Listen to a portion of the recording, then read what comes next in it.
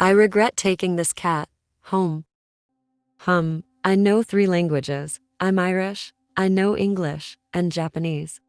Warning, this game is not for children or the easily disturbed. It included a lot of scary things. I like scary. Awa, thank you for that. I will take care of myself. This is my first time recording on my PC, and maybe the only time I did this, because my phone is dead. Welcome to Do Not Take This Cat Home. It's a scary game about a cat. Like this video if you like cats. I need to, put this on full screen. And this is much better than before. Alright, are we ready for this? We got our headphones in, and it is a good, nice, hot day today, and do this. You're not having a great day as usual. Oh, great.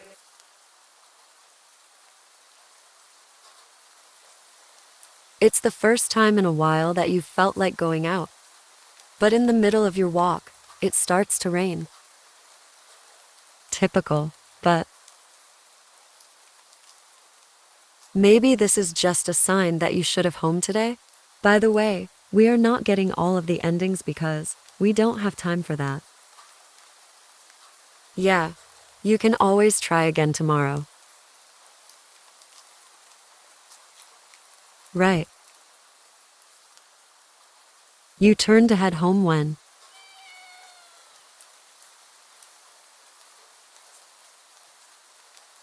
Huh? What was that?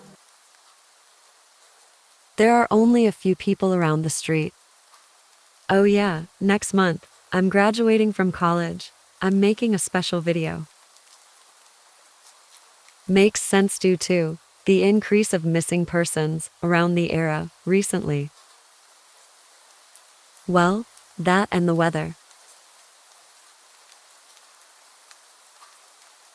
But none of them react to the sound at all. Curiosity guiding your steps, you follow the sound to the entrance of a dark, dingy alleyway. You timidly enter the alley and walk forward.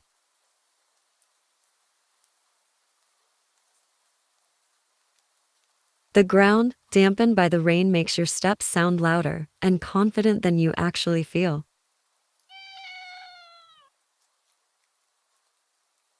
Finally, the sound source comes into view in the cold, dim light of the alley.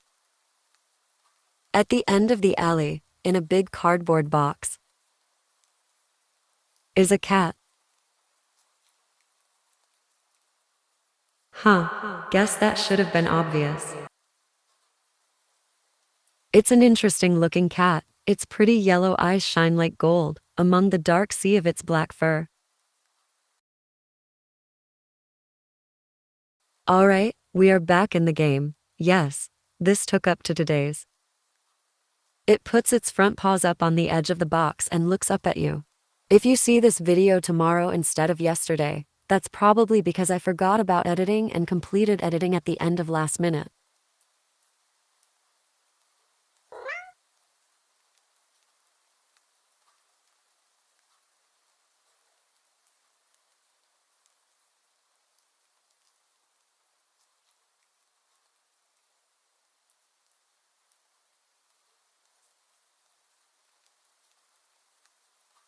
As so cute. And it definitely knows it. You've never had much of an opinion one way or another about cats before? But if they're all like this one, it's a shock they haven't found a way to rule the world. Oh, they do. They're just waiting for the right time to do it.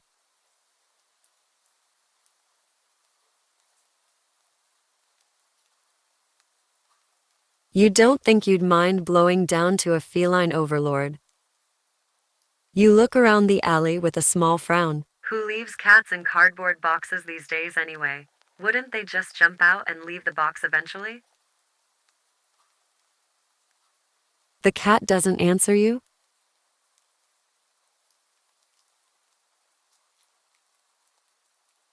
Obviously. It also doesn't do as you suggest and leave the box. It's just looking at you. as if waiting for you to make the next move. Okay, we got to options. We can either do not take the cat, or we can take the cat. As a cat owner, I think we should because I like cats. You know what? You reach into the box and pick the cat up, holding it out in front of you. You're all alone? And well, I'm kind of in the same boat myself, so. You bring the cat close.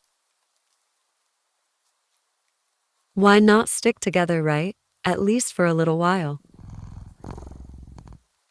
You think a little while will probably be more like a day. You'll be responsible and take it to a shelter tomorrow. But for now, let's get out of the rain, okay?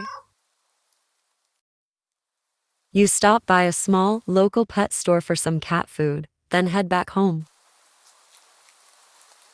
You live in a modest apartment. 1 bedroom, 1 bathroom, you living alone in it. So it feels weird having another being inside it after so long.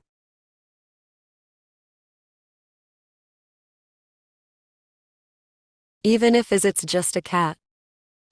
After locking the front door and placing the cat on the floor, you watch a movie for a moment as it curiously explores the new environment.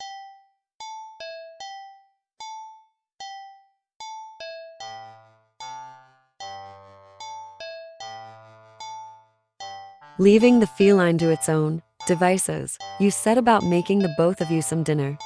You take out the can of cat food and open it with the tab on top. You put some cat food on a saucer and click your tongue to call the cat over to you.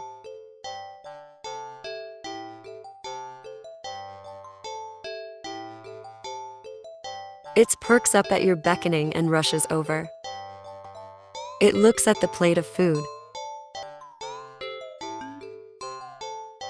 and completely ignores it. Not hungry, I guess. The cat doesn't understand the concept of money to appreciate that you spent hard-earned cash on it. It's just a cat after all. I'll just leave it here if you get hungry later, okay? The rat rubs its body against your legs with a purr. You smile. That's enough of a thanks for you. It follows you into the kitchen as you start on your own dinner. You decide that you have enough ingredients for a sandwich. Bread toasted, mayo and mustard spread, turkey and cheese and lettuce perfectly placed. Ow. You wince as you cut your finger on the knife while slicing a tomato. Stupid. You feel a little embarrassed for such a blunder and sigh, tossing the knife onto the cutting board. You're about to head to the bathroom for a bandage when the cat hops up onto the counter. It sniffs at the knife and meows almost pointedly at you. You watch as the cat starts to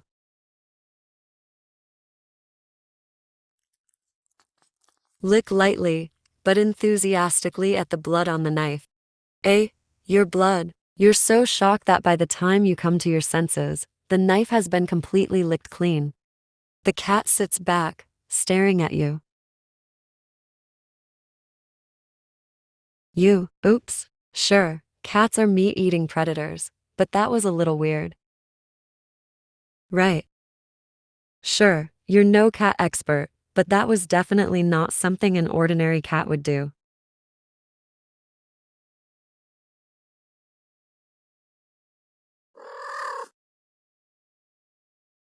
Well, regardless, you're not about to abandon a cat in need while it's still raining outside, not after all your efforts.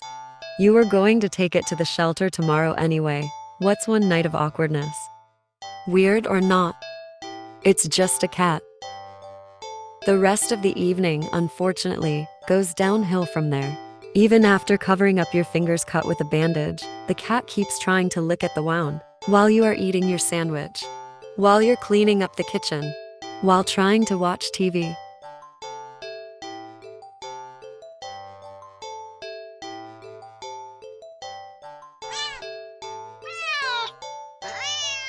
Ugh, come on. You shove it away, a little more force this time of annoyance.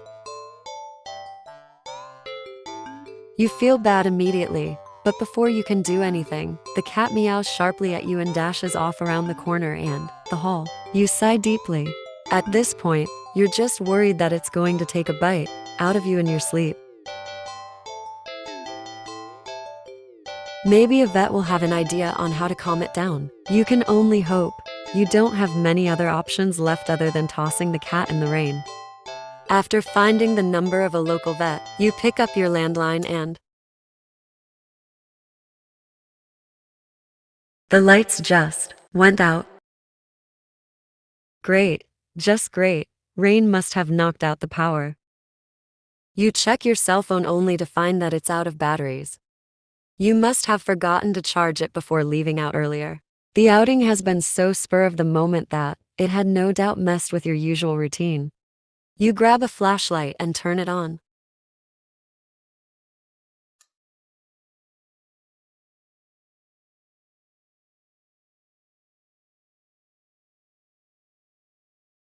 It's quiet.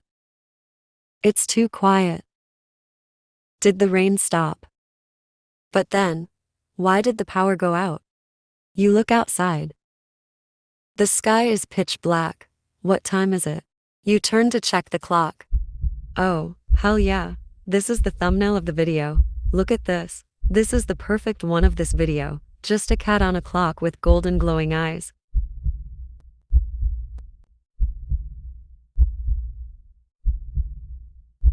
And we got our thumb. The cat sits on top of your digital clock, staring at you. Thinking now, you realize the clock shouldn't be working at all, with the power outage, but the numbers are lit up. And going completely haywire.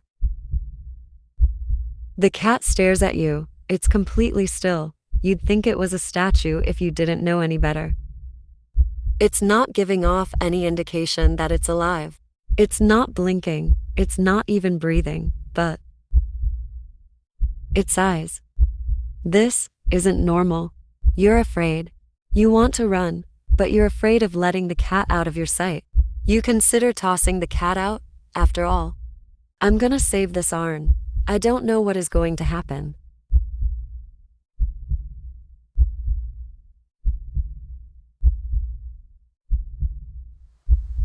But as soon as the thought enters your head, you feel a sharp urge to vomit. Those eyes, its eyes hold you still. Even with your flashlight trained on it, its pupils are large, round, linky pits. The flashlight flickers. And the cat is gone. Fear immediately grips your mind. The silence, punctuated with the rapid pumping of blood in your heart, is overridden as your ears slowly start to pick up the sound of static all around you. How is the clock working with no power? You don't know why such a question matters at the moment. But you, as if having the answer will make sense out of everything that's happening. That order will be restored. But no answer to the mind. You back away from the clock and feel as if the air itself coils tightly and abruptly in response, but waiting for your next move. But you're afraid to move. You're afraid to even take a breath. But you can't stay forever, right? Whatever is watching you, you can already feel its impatience. It's too eager. You don't know how you know this, but you can sense it as clearly as if it had whispered. Right in your ear, right in your soul.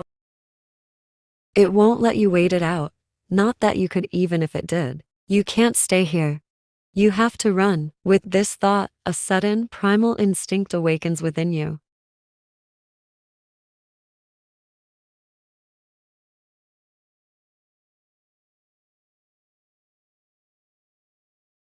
Making you tear yourself into a hasty burst of movement. But You're still weak from the fear's grips on your mind.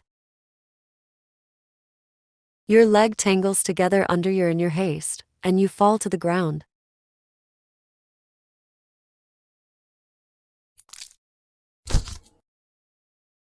A sharp pain explodes in the center of your foot. At first, you think you've broken your ankle, but something warm and wet trickles down the length of your foot, pooling underneath it. You hear the sound of metal scraping on tiles. Winded from your fall, you look up in a daze and see the object glinting in a strange light coming in from outside. The light's pouring in from your now open front door. Thoughts of how, when, who, what, in regards to your inexplicably open door screech to a halt.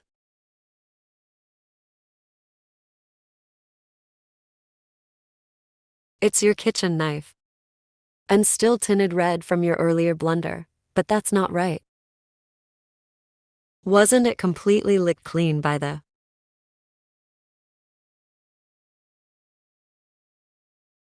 You gulp dryly at the pain in your foot. You barely have time to wonder how the knife ended up on your living room floor to be stepped on. Instead of resting on your cutting board in the kitchen, where you'd left it. When you spy something in the darkness just beyond the knife, it spies right back at you. A pair of glowing, golden eyes come forward as the cat emerges from the shadows into the light from your doorway. It's pawed lightly over to the knife, as it's skipping in delight, and bends down to lap at the blood dripping from the blade. Your senses slowly begin to overwhelm you.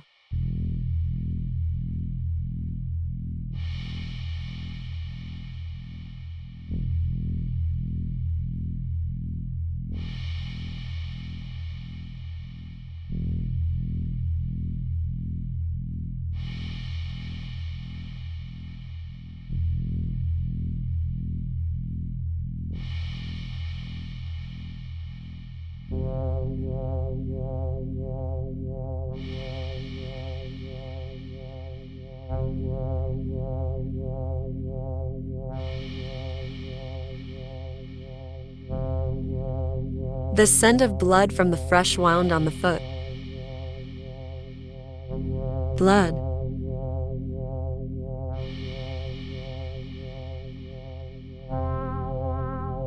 Another thumbnail, but I don't want it.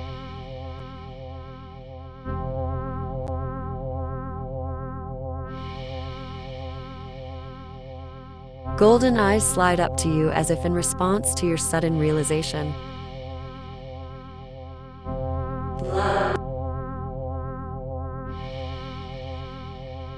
You're hurt. Your foot is bleeding. You're bleeding. You're bleeding. The cat barely moves, shoulders twitching as if just considering the act of pouring forward.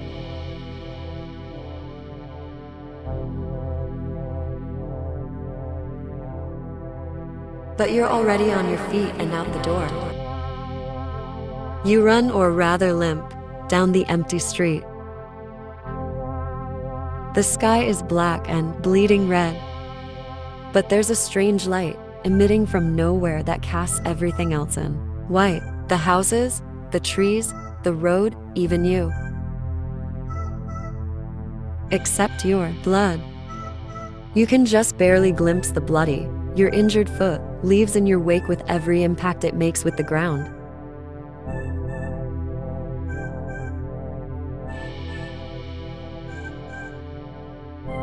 It hurts.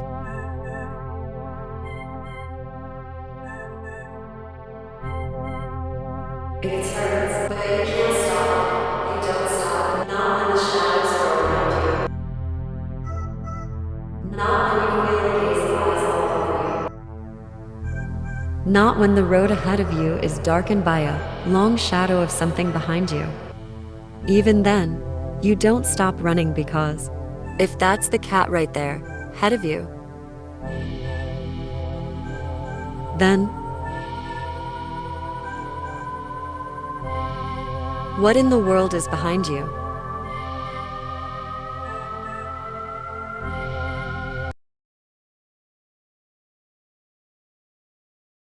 Huh. Interesting.